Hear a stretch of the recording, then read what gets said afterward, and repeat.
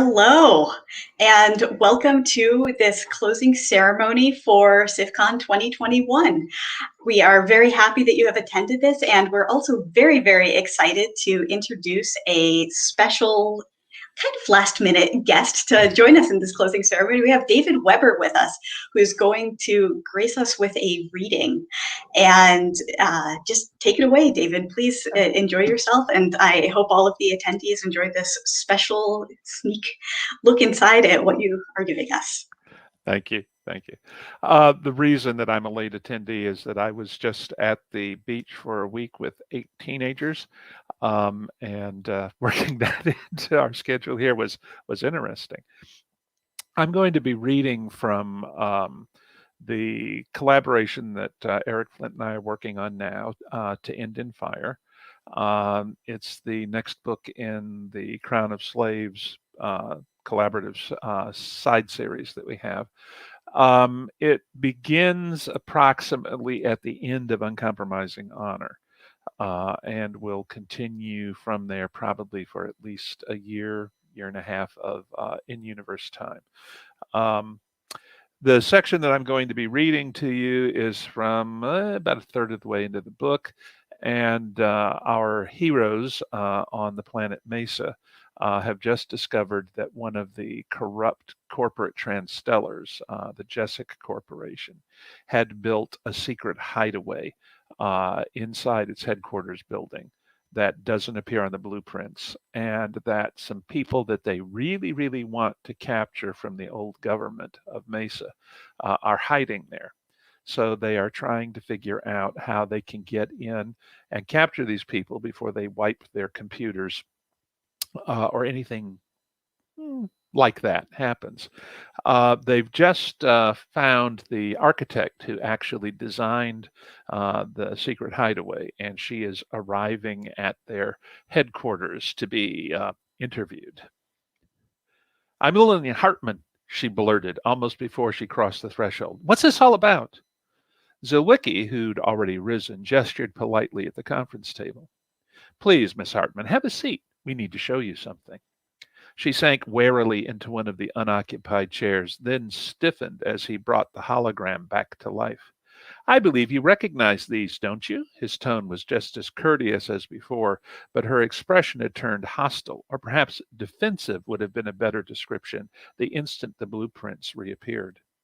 "I haven't done anything wrong. There's nothing illegal about anything I designed." "I'm sure there isn't," Saburo said. "In fact, I'm quite sure everything is up to code, and then some." "Probably. But while what you designed may be legal, the fact that no one ever got around to providing a record of it to building safety and permitting violates several statutes. I'm not guessing about that, by the way. We looked it up." Hartman opened her mouth, but he raised his hand before she could speak. "Miss Hartman, we're not interested in pressing charges over that. I'm simply pointing out to you that we could. What we want are the people who we think are hiding in those secret areas you designed." He pointed to the hologram. "And whatever help you can give us in figuring out how to arrest them without killing anybody, or injuring them, if possible." Hartman settled back in her chair. Her expression remained tight, but hostility had begun shifting towards simple anxiety. "You won't be able to break in quickly or easily," she said. "And there's no way you can do it without setting off alarms." "What about gas?" Zilwicki asked. "Could we inject some sort of knockout gas into its air supply?" "That won't work," Hartman shook her head. "My clients were adamant about security. We built in detectors that will spot anything, any substance, even if the detectors can't analyze it, that doesn't match Mesa's standard atmospheric composition, oxygen, nitrogen, carbon dioxide, stuff like that. And if they do detect anything from outside that mix, they shut down the entire air system's intakes and call for human supervision to decide if the stuff is toxic. And if there aren't any human supervisors, or if they are, and they tell it to, it operates on recycled air for as long as possible, which is measured in days, even if they're at maximum possible occupancy, not hours or minutes. I can't remember how many exactly, but it's close to a week." Zilwicki frowned. Not very promising, Saburo said. I really don't want to try blasting our way in, though. Power, Barrett said. Everyone looked at her, but she was looking at Zilwicki. Are their offices still connected to the power grid? By the way, Barrett is Caleb Barrett, who used to be a member of the Mason Internal Security Directorate and is now working for Saburo X, who is heading the occupation installed police force. Yes, Zilwicki said, and that's a thought. If we turned off the electricity, they'd have to come out sooner or later, especially if we shut down the external air intakes at the same time their air conditioning goes down and seal them up with only the air inside their hideout. That would take at least a week, Hartman said. Their internal standalone power system is guaranteed for that long. Damn, Barrett muttered. She was too deeply sunk in thought to notice the speculative glance Saburo gave her before he turned his attention back to Hartman. You said it shuts down the external air intakes and goes to unrecycled air if it detects something that shouldn't be there. That's right. Where's the internal ducting? Can we get to it without setting off the system's alarms? Hartman frowned, gazing absently at the schematics and blueprints while she thought. You might be able to, actually. It wouldn't be easy, but I couldn't entirely avoid crawlways. I mean, I could wall off the internal crawlways and access shafts, but I had to work around the public service access, the part that shows up on the official blueprints. And, Zilwicki prompted. And the circulating fans back up against one of the public shafts, and they can't shut down the internal fans without making the place uninhabitable pretty quickly. I inserted a 15-centimeter scab of armor between the fans and the wall of the shaft, but if you drilled through, you could inject your gas directly into the fans. Ah, Saburo smiled. I take it that it didn't occur to you to plant vibration alarms in your armor? Actually, it did. Hartman managed a smile of her own. You'd have to use laser drills or something like that. And there's still a chance you'd set them off when you started injecting the gas, but she shrugged. Sounds like that might be the way in, Zilwicki said.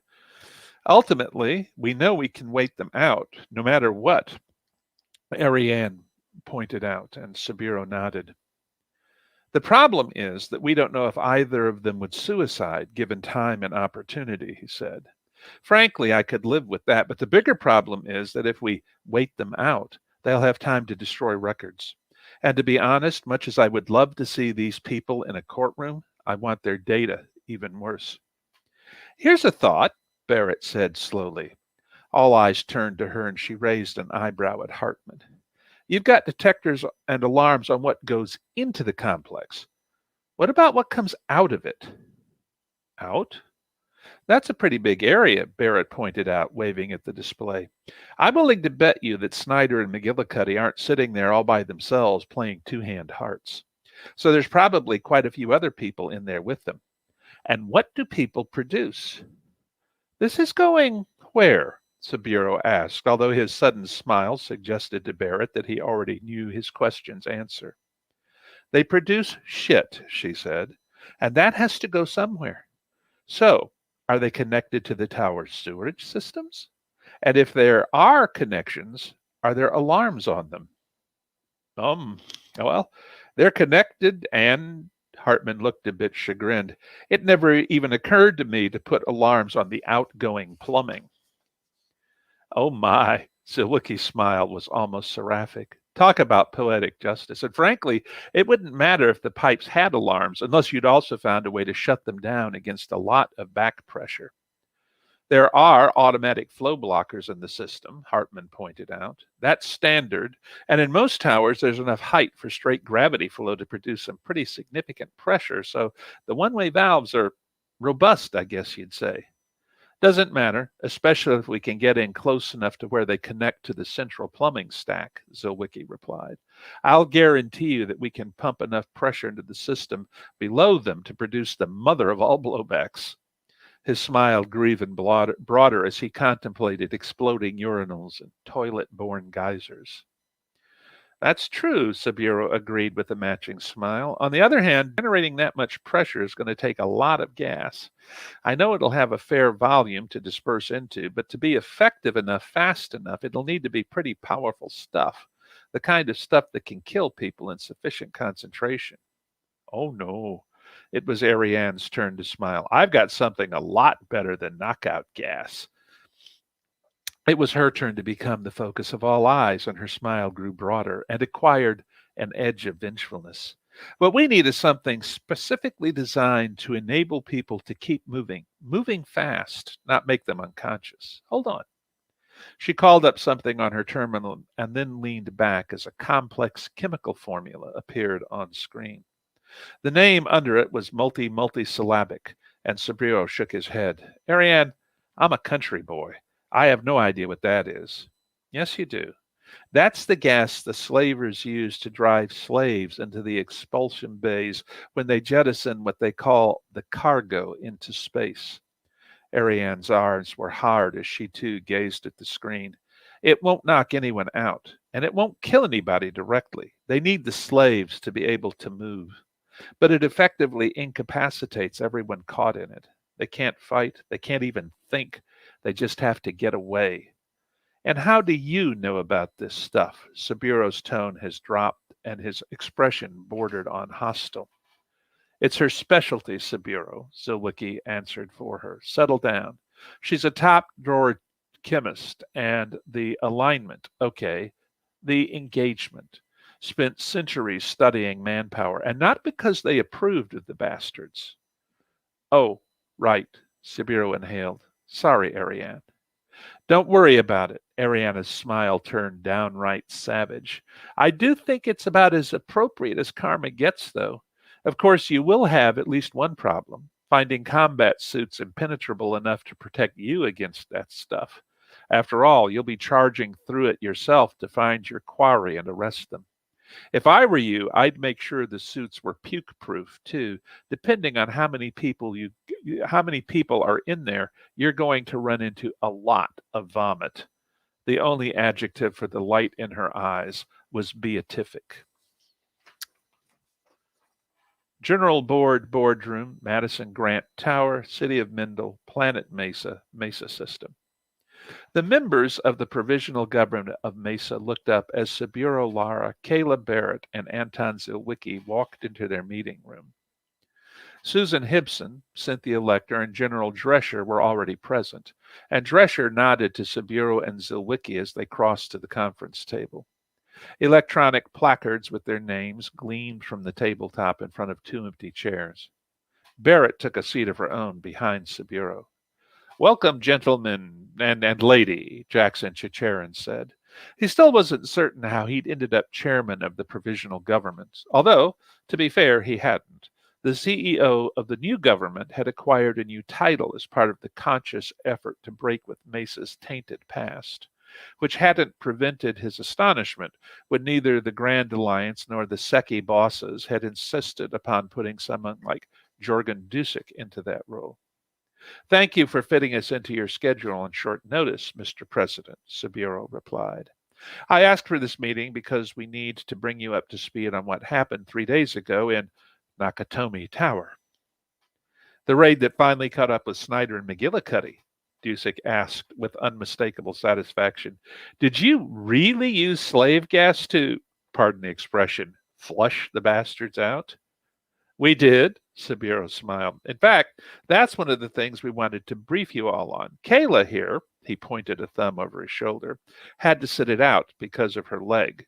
I was there, though, and I can tell you that no verbal report could possibly do justice to what actually happened. Fortunately, however, we don't have to rely on that.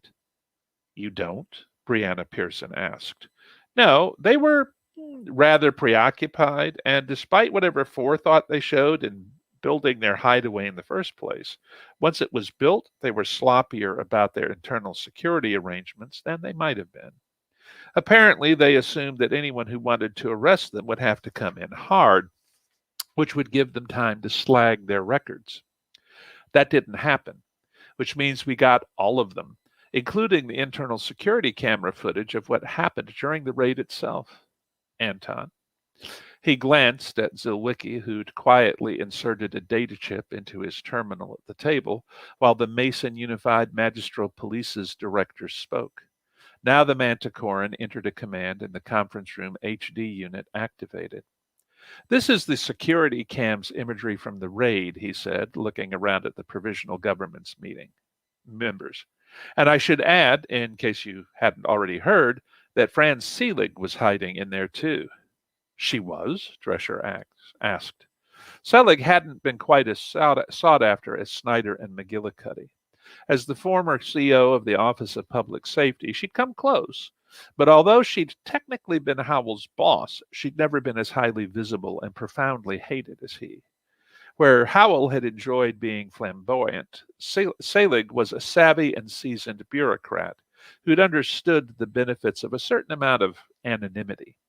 That said, she was still the former commanding officer of the Ops, which had automatically placed her on the 10 most wanted list. Yes, Sabiro nodded. We hadn't had any reason to think she was until we actually raided the place, though. Let us show you. He nodded to Zilwicki again, and the HD unit came alive with an overhead view of a meeting in what appeared to be a communal mess hall.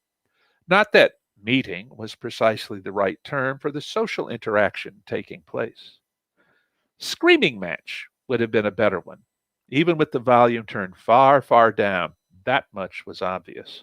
Snyder and McGillicuddy were clearly the two principal combatants, but each was backed by several subordinates or lackeys, none of whom seemed shy about adding their voices to the bedlam. And bedlam it was. What the hell were they fighting about? Dusick asked. I'd say a pretty severe case of what used to be called cabin fever, Zilwicki replied. McGillicuddy was pissed at Snyder because she was the one who suggested using their hideout, since she was a crony of Big Shot's in Jessic, and figured it was the best hiding place around. Of course, neither of them had anticipated that they'd be stuck in it for months, which is why he was so ticked. He didn't see them getting out anytime soon, and he and his people were getting more than a little stir-crazy. I think Snyder was too, but her position, let's call it that for the moment, was that he was a moron who hadn't had an alternative refuge to suggest anyway, so why didn't he shut up? Selig was over there in the corner just watching. I think she was actually more amused than anything else. And the others were basically weighing in on the same points as Snyder and McGillicuddy. None of them had found their little hideaway very useful, except as a place to hide, but they couldn't get out, and sooner or later they knew they'd have to. My heart bleeds for them, the Secchi boss said sardonically. Oh, if your heart's bleeding for them now, just wait, Zilwicki said. And the view shifted to a large, tile-floored restroom fitted with plumbing appliances, which would have been recognizable to any denizen of pre-diaspora old Earth. There were two communal heads off the mess halls, Zilwicki said, one on each side, with, as you can see, multiple urinals and stalls in both of them. 10, 9, 8, 7, 6, 5, 4, 3, 2, 1. Kaboom! Clouds of water erupted upward from each toilet, and 3 of the urinals literally blew off the wall as the back pressure exploded through the plumbing. The tile floor cracked as the flying urinals smashed down and skidded across it, and ongoing geysers of water blew upward from the toilet bowls in dancing plumes of spray. That's the gas pressure, Zilwicki said, zeroing in on one of the geysers. And here we go. The view returned to the mess hall. Half the verbal combatants had jerked to their feet. All of them were now staring at the restroom arches, and, as the provisional government watched, expressions changed abruptly. Astonishment, confusion, and fear were replaced by something else: sudden, acute, total nausea. Within 5 seconds, all of them were staggering and projectile vomiting. More explosions came from someplace in the distance, and alarms wailed in warning, but no one in that mess hall paid any attention to the security system's alerts. They had other things on their minds, like being somewhere else as the solid wall of stench rolled over them from the restrooms. Unfortunately for them, there was only one exit, which was almost instantly jammed by far too many people trying to force their way through at the same time and vomiting onto one another. A lot. Zilwicki switched the view to the corridor outside the exit. Even with the jam up, people had begun popping out of the mess hall. At least one was ejected by the pressure behind her and landed with the limpness of unconsciousness, probably from the effects of the jam up. Those who were still mobile split, staggering in both directions along the corridor. It was blindingly obvious none of them had been able to formulate a coherent plan of action. They weren't running to anything. They were simply running away from the mess hall, too nauseated and stricken to do anything but seek an escape route. Any escape route. Unfortunately for them, the gas was clearly pursuing them. And while they might have eventually outdistanced it, presuming their flight path didn't intersect any other of their hidden retreats' restrooms, it didn't matter. The first members of the assault force appeared, heading down the corridor from the breaches they'd blown. And, in another bitterly appropriate irony, they were equipped with the stun wands slavers routinely used on their cargo, when they weren't using neural whips anyway. Stun wands were a less agonizing experience than a neural whip, but they were more than unpleasant enough to be going on with. In this instance, however, the fugitives truly didn't seem to mind. That was probably because unconsciousness was so much more pleasant than the convulsive retching and other loss of bodily function associated with the gas. The attackers weren't particularly gentle about the way they wielded their high-tech nightsticks, but they were certainly efficient, and as soon as anyone was unconscious, he or she was easy enough to haul out. It didn't take very long. Oh, shit, you should pardon the expression. Dusick hadn't been able to stop laughing from the instant the toilets blew up. Now he wiped his eyes, shook his head, and looked across at Barrett. This was your idea, Lieutenant? He demanded. It was, a joint effort, sir, she replied, and it no longer struck her as even remotely odd to call Aseki sir. What did surprise her just a bit was how much she liked the change. Kayla came up with the vector, Sabiro said. It was Ariane McBride who came up with the gas. Why am I not surprised? President Chicharin, who'd known Ariane since she was a schoolgirl, asked rhetorically. Unlike the ex-Sekis in the room, he'd managed not to laugh, but it had been a very near-run thing, and his eyes gleamed. Well, whoever came up with it, I'm impressed, Dusick said. Delighted with the outcome, of course, but let's be honest here. I'm even more delighted by the nature of their comeuppance. And that is the end of the section that I am going to read to you. There are, I don't know. That's so far on this book, we're right at 160,000 words. And hopefully we will have it all handed in by the end of next week, since it's due out in October. That is so awesome. Thank you so much for giving us a sneak peek inside an upcoming work. That's a very special thing to get that inside perspective. Thank you. Thank you for having me. Yeah, thank you so much for being here and joining us, and hope to see you back. All right. Thank you. Bye-bye. All right, take care. All right, my friends, this was an exciting and appropriate way to end SFFCon 2021. Please join me in saying thanks to David Weber for that reading. Now I need to ask for your help. If you'd like to support what we're doing here at SFFCon, we would request that you like, share, subscribe, follow, get the word out. And most importantly, if you want to help us to make this the definitive virtual convention in science fiction and fantasy, please fill out the survey. Let us know how we can do things better, what you liked best, what you want to see next year. And we would be happy to make that a reality if it's within our power and finances. And you can find that survey on SFFCon.com. There's a banner at the very, very top of the page that should be very easy to spot. And there's also a post up in the Facebook group where you can find that information as well. Now I will turn it over to Amy for some final words. So thank you for helping to make this a very wonderful second SFFCon. We hope to continue this trend and keep getting bigger and better as the years go on. So you can look for SFFCon this time of year. Going forward, at least in the foreseeable future, we're planning to keep it this about second weekend in June. So SFFCon 2022 will take place the weekend of June 10th through the 12th. And we hope to see you there. If you're interested in taking part as either a volunteer or as a panelist, or just want to attend and have a great session idea, please drop us a note and let us know what you would like to see. And be on the lookout for guest applications as well if you would like to come as a panelist. Perfect. Thank you, Amy. And James, some final thoughts from you, please.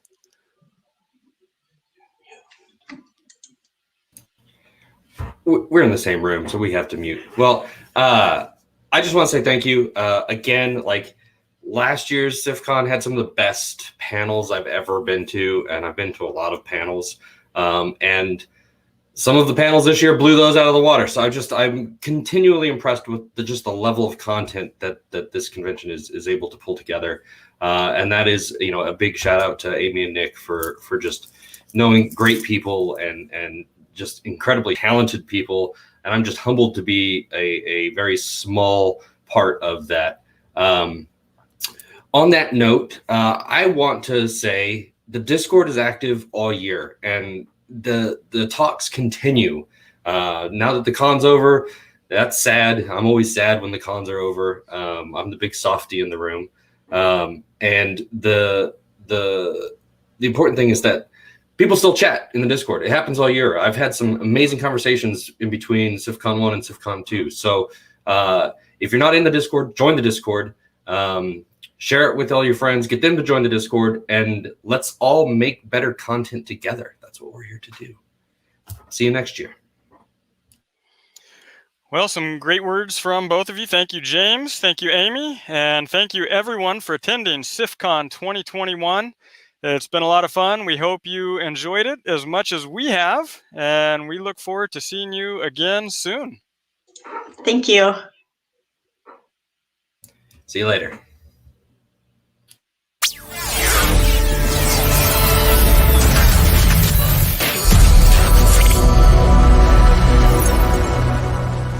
Hey, if you like that panel and you're looking to continue your author journey, or if you're just looking for a group of like-minded people, all striving to improve their craft and grow as authors. Our community at KSM might just be what you're looking for some reading, writing, and everything in between. Come on over and join us at Keystroke Medium.